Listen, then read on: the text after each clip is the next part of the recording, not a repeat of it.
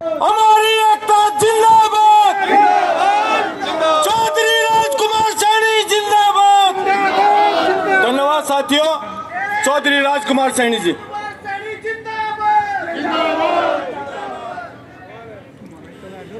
वैसे आज के इस प्रोग्राम को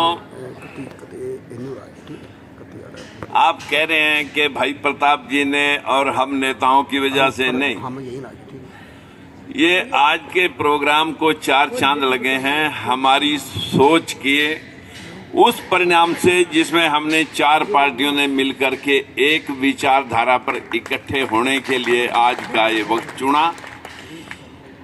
आज जहां पर हम भाई प्रताप जी का धन्यवाद करते हैं, वहीं पर मंचासीन सभी नेताओं और सभागार में बैठे सभी पार्टियों के पदाधिकारियों, क्योंकि आज पदाधिकारी ही बुला रखे हैं, पदाधिकारियों कार्यकर्ताओं को शब्दों से नहीं दिल की गहराइयों से आपको प्रणाम, आपका धन्यवाद। मित्रों, अब जो मैंने कहना था लगभग सब कुछ मेरे से पहले हर वक्ता ने कह दिया। मैंने नोट किया कि जो पॉइंट मैंने नोट कर रखे थे वो लगभग सब बोल दिए गए। फिर भी एक्सेप्टेंस के लिए कि हम क्या फीलिंग लेकर के, क्या सोच करके आज आपके बीच में हैं कि एक कोऑर्डिनेशन कमेटी बनाई जाए। आज पार्टियां चार हैं, चार पार्टियां हमारे साथ हिसार में भी मिली हैं। शायद उनका कोई व्यक्ति कोई आया है भाई, उन चार पार्टियों की तरफ से शायद कोई नहीं आया कोई, जरा पार्टी का नाम बताएं। चलिए आप आए, आपका धन्यवाद। तीन चार पार्टियों का समन्वय हमने पहले भी बना रखा, लेकिन जो एक्चुअल में जो 14 जिलों का जो शव दहन प्रोग्राम था इस सरकार का, इस सरकार के खिलाफ रोष प्रदर्शन था, उसमें ये चार पार्टियां किसी जिले में किसी पार्टी का वर्चस्व और किसी जिले में किसी पार्टी का वर्चस्व, लेकिन आपकी ताल ऐसी ठुकी कि बीजेपी के भवें चढ़ गई और पैरों के नीचे से जमीन खिसकती नजर आई, तो उन्होंने ओबीसी का ही चेहरा उठा करके आपके सामने रखा और उनको हटाया और ओबीसी के व्यक्ति को चेहरा बना करके उन्होंने मोदी को जैसे दिखा करके वोट लेने का प्रयास किया था। वही प्रयास वो फिर करने का कवायद कर रहे हैं, लेकिन हमें इससे हताश नहीं होना है। मित्रों, कोऑर्डिनेशन कमेटी बनाई जाए। आज 4 या 5 या 6 पार्टियां हमारे बीच में हैं।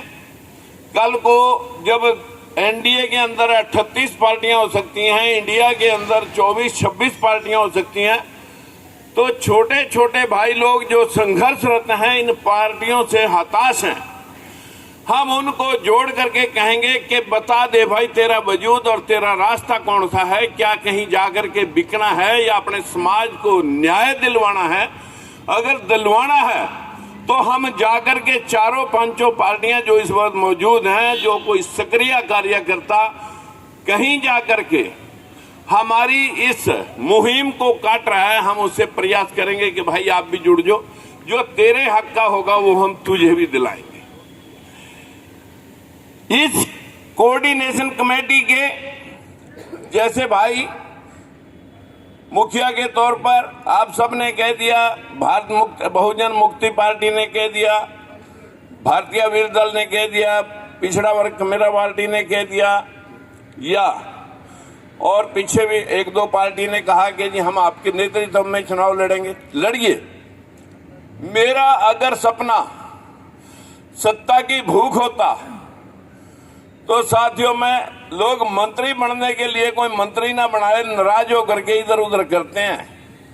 मैंने दोनों पार्टियों में मंत्री पद से इस्तीफा दिया आपके लिए, और सांसद पद से भी इस्तीफा दिया तो वो आपके लिए, अगर मुझे सत्ता की भूख में कोई रिझाना चाहे, शायद वो मैं ऐसा मौका अपने ऊपर किसी पैसे से, किसी पद से कोई राजकुमार सैनी को खरीद ले जाए, भगवान ना करे उससे पहले मेरी मौत आ जाए, ये विश्वास मैं आपको दिलाना चाहता हूं। मैं आपको एक बात और कहना चाहता हूं, आपके हिस्सेदारी के लिए, आपकी हकदारी के लिए अगर हम 4-6 आदमी और कल को 10 या 20 हो जाते हैं, बहुमत से फैसला होगा। करना है कोई फैसला, किसी के पक्ष में करना है, नहीं करना है, वो कोई कप्तान का फैसला, राजकुमार सैनी का वाहिद अलोन मेरा फैसला नहीं होगा। जो फैसला होगा वो बहुमत से होगा। और कहीं अगर ऐसी पोजीशन आ जाए कि बराबर हो गए, तो मैं कह सकता हूं कि डिसाइडिंग फैक्टर राजकुमार सैनी कह सकता है। मित्रों, हर फैसला बहुमत से, पार्टियों के समन्वय से होगा। और जो भाई महेश जी ने ये बात कही, आपने वोट लेने, मैंने पानी की एक घूंट मांगी थी पहले से।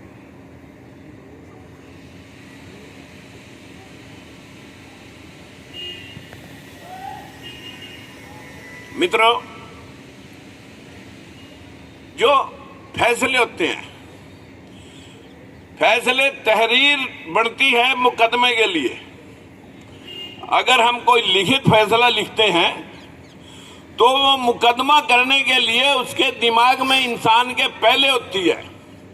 एक फैसला होता है दिलों का फैसला, उसमें कहीं मुकदमा नहीं आता। मेरा दिल साथियों खुला आपके लिए। आप इस दिल के प्रति जो भाव रखते हो। 28 साल हो गए मुझे इस बैकवर्ड और शेड्यूल कास्ट की भेदभाव और शोषण की लड़ाई को लड़ते लड़ते। प्रारूप अनेक रहे। उत्तरी हरियाणा रहा के बाद सारे रोहतक वाले बन जाते हैं, हिसार भिवानी वाले बन जाते हैं। वो प्रारूप छोड़ करके ये भी रहा कि भाई बैकवर्ड क्लासेस के लोग, भाई एससी समाज की, फिर भी बाबा साहब की जो 17 सीटें हरियाणा के अंदर हैं, वो उनको कोई छीन नहीं सकता। लेकिन बैकवर्ड के साथ कुठाराघात पूरे देश के अंदर होता रहा। हकीकत में सबसे ज्यादा ठगाई भी इसके साथ हुई। और ये लोग आज भी दोगलेपन से के शिकार हैं। भेदभाव इसके लिए, इनके लिए इसलिए हो रहा कि ये अपना दोगलापन छोड़ने के लिए तैयार नहीं है। भले आपको ये अच्छी लग रही या बुरी लग रही, लेकिन मैंने बहुत सारे प्रोग्रामों में यहां तक जाकर के घर में हाथ जोड़ दिए कि भाई अगर आप नहीं आएंगे तो हमारा संघर्ष किस काम का। बोला जी 100% आएंगे, पक्के आएंगे, 10 आदमी लेकर आएंगे। लेकिन जब देखते हैं कि बैकवर्ड का आदमी, उसको कोई कान में फूंक मारता है, ये तो सारा क्रेडिट सैनियों को चला जाएगा। ये तो सैनी चीफ मिनिस्टर बनेगा, सैनियों का काम करेगा। दूसरा आएगा कहीं यार इसमें तो कुम्हार का तो कहीं खाता नहीं। तीसरा आदमी आएगा ना कश्यप न कौन पूछ रहा है वहां। मेरी हाथ जोड़ के विनती है, बड़े सम्मेलन कर लिए बैकवर्ड ने। ये कुम्हार सम्मेलन है, ये कश्यप सम्मेलन है। और चाहते हैं मनुवादी कि आप अपनी जाति के सम्मेलनों में मशरूक रहें, ओबीसी की बात ही ना करें, एससी एसटी ओबीसी की बात ही छोड़ जाएं। वो तो ऐसा चाहते हैं। अगर आपने आज से बात करनी है तो बहुजन की बात करनी है। बहुजन समझ लो शब्द कह दिया तो वैसे उस बहुजन में तो वो भी कह सकते हैं। जब राजकुमार सैनी ने इस कॉपी के पीछे लिख रखा है कि हम 100% के पक्षधर हैं, सबसे पहला फार्मूला है 100% का पक्षधर है। इस देश के अंदर 100% आरक्षण होना चाहिए। कोई भी आदमी आपकी बात को निगलेक्ट काट नहीं सकता जिसका किसी के पास तोड़ नहीं है। आज राहुल गांधी भी यही बात कह रहा है कि मैं जातिगत जनगणना कराऊंगा और 50% का पैमाना ध्वंस कर दूंगा। क्यों कह रहा है? के पैरों के नीचे से जमीन खिसकी हुई है। ये बात आज 8 साल बाद कांग्रेस की समझ में आ रही है, जो राजकुमार सैनी ने 8 साल पहले कही थी। और लोग मेरी बात का मजाक उड़ाते थे कि 100% भी आरक्षण होगा, फिर इसमें हमारा आरक्षण क्या होया? अरे हमें नहीं चाहिए तुम्हारा आरक्षण, हमें चाहिए हमारा हिस्सा। लेना है या नहीं लेना है, बस इतना बता दो आप। अगर हिस्सा लेना है तो फिर कट मरना सीख लो। मित्रों, बहुत सारी बातें महेश भाई ने मतलब जो रखी है वो पते की बातें हैं। कई बार हम प्यार में कह दीदी का पूत जाम गया, उसने गाली काट खाई।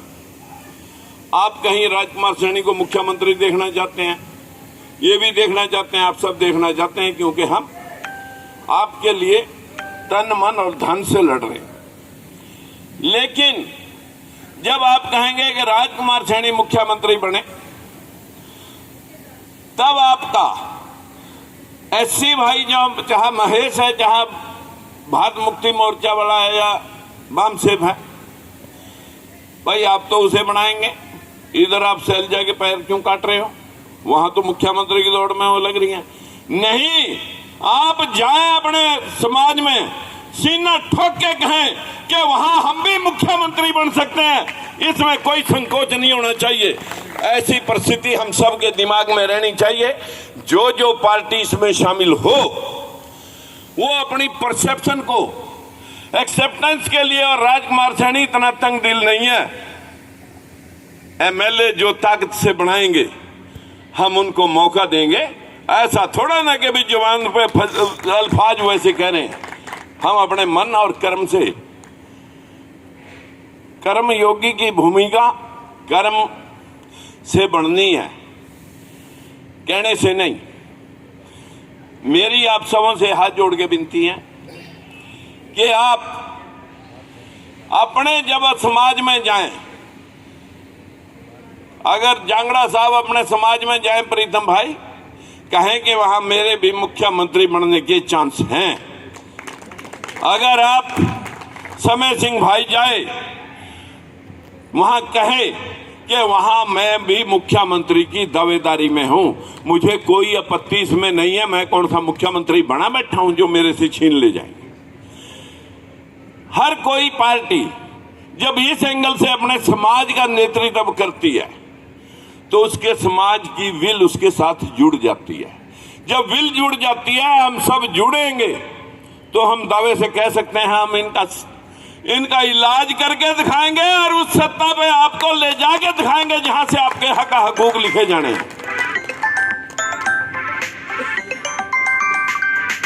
चौथी बात,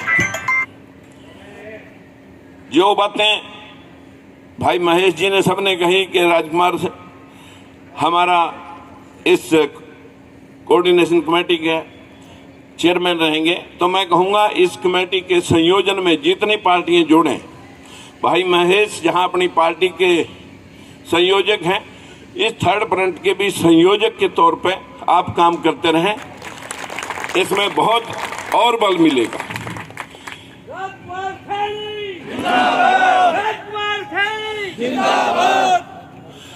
सभी पार्टियां और उनके कार्यकर्ता, मेरा ये मानना है कि दिसंबर 15 जनवरी तक लोकसभा की आचार संहिता लग जाएगी।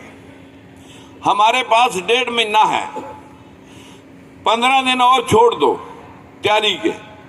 1 महीने के अंदर 15 जनवरी से पहले हमारा वर्चस्व कहीं 2 लोकसभा में, एक लोकसभा में 2 जिले आते हैं मिनिमम, और 2 लोकसभा में 4 जिले या 5 जिले आ जाएंगे।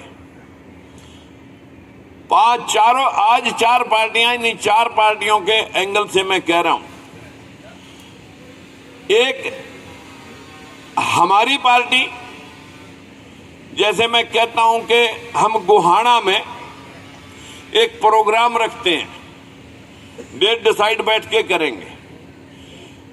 महेश जी कोई रिवाड़ी सर्कल में एक प्रोग्राम रखें और एक प्रोग्राम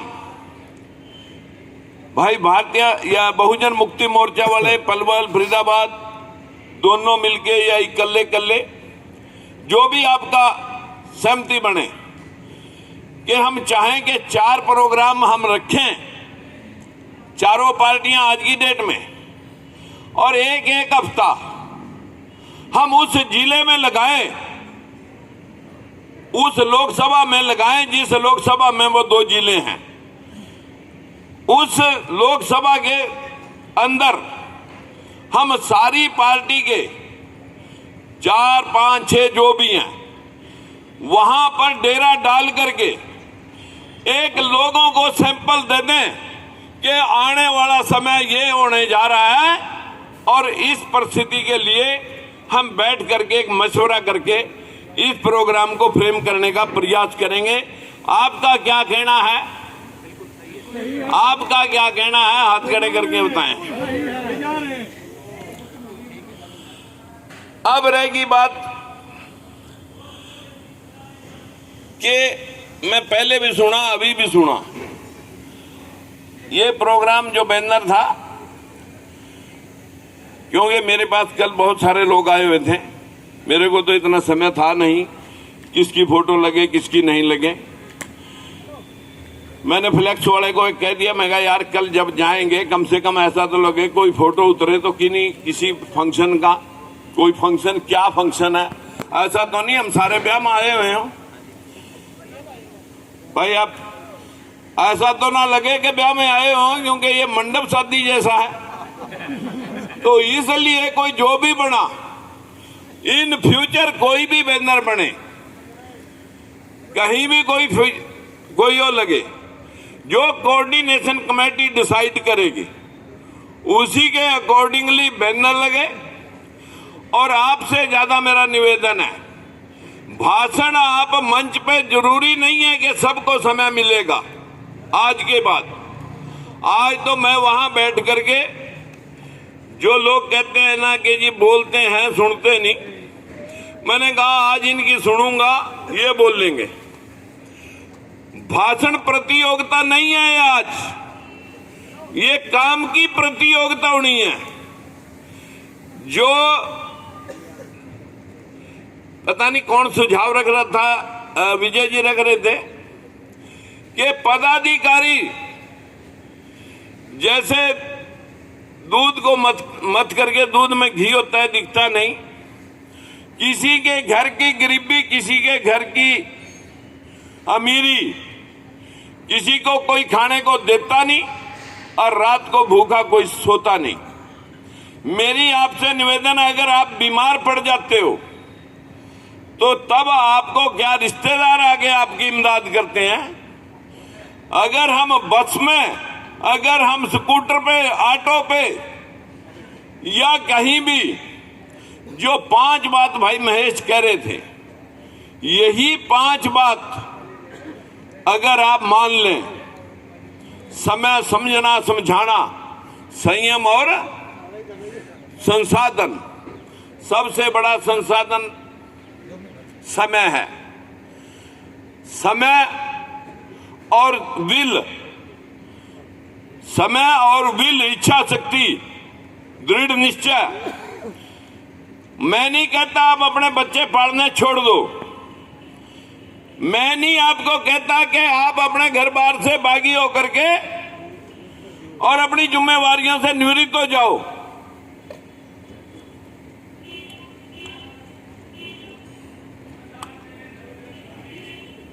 मैं आपको अपना अनुभव बताऊंगा।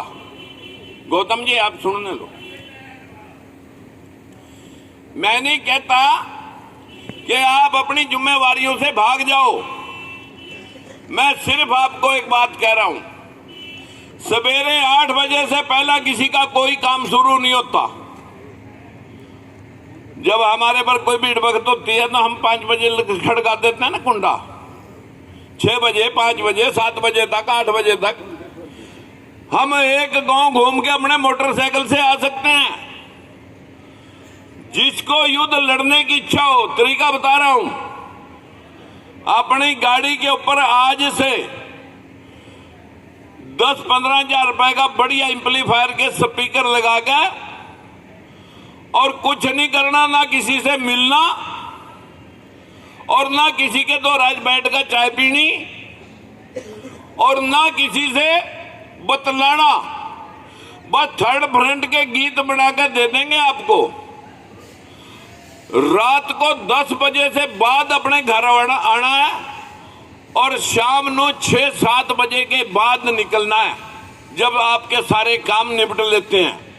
3 घंटे मोटरसाइकिल है मोटरसाइकिल, गाड़ी है गाड़ी, और लगाकर अपनी संगठन के, अपनी पार्टी के गाने, अपने नेता के, अपने संगठन के गाने, और गलियां में से निकल जाओ जिन गांवों की बीड़ी बीड़ी गलियां हैं।